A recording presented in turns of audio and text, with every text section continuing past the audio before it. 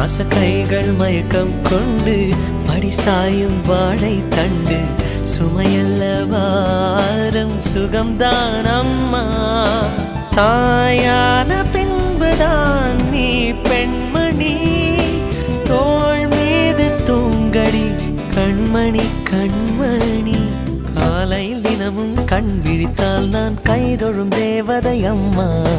அன்பென்றாலே அம்மா என் தாய் போலாகிடுமா.